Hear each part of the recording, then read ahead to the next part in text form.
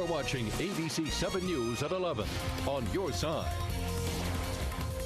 Now to an ABC 7 I-Team investigation that every parent needs to see tonight.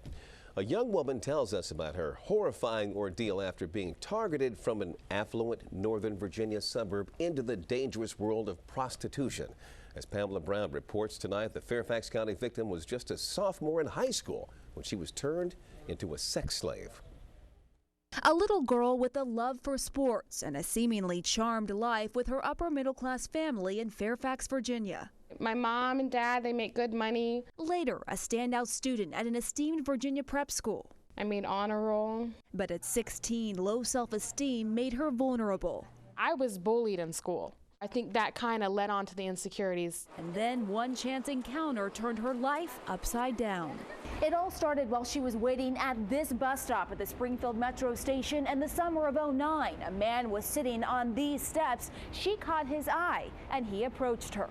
I wasn't sure of myself, and you can tell, and he picked up on that. He was 24-year-old Justin Strom, a member of the street gang, the Underground Crips. He approached me and said, "Oh, you look so good, you know, you could make a lot of money." You felt special. I felt special. This teenager we'll call Susan began living a secret life fueled by money, sex, and drugs. When I started prostituting, I would go out and I told my mom I was going to go to our friend's house. They just thought, "Oh, wow, she's making friends." Susan says Strom and another gang member would pick her up near her home. He would call me early in the morning and say, "Get ready, we're leaving." And take her to area apartment complexes and motels to have sex for money, sometimes servicing 40 or more men a day. You do it until you just can't. One night I was so tired that I just passed out. She made as little as $20 a client. One night I made over $2,000, and he handed me $100 out of all that.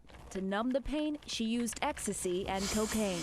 So you cannot do it without getting high, and then you have to get high to be okay. Why didn't you just get out when you realized this isn't for me? He used violence to control the situation. I was so fearful. Susan's parents began to worry, even filing a missing persons report. But no one, not even the police, suspected what was going on. We never really understood the problem. We didn't believe that it was something that could happen here in Fairfax County. Susan was the first of at least 10 victims trafficked by these convicted Crips gang members. Working off a tip from a Fairfax County school employee, police were able to bust the juvenile sex ring. Susan had the final word with her trafficker. In September, her testimony inside Alexandria's federal courthouse helped send Strom to prison for 40 years. I felt so powerful, when I went to the podium. I felt like he heard what I had to say. In Fairfax, Pamela Brown, ABC 7 News.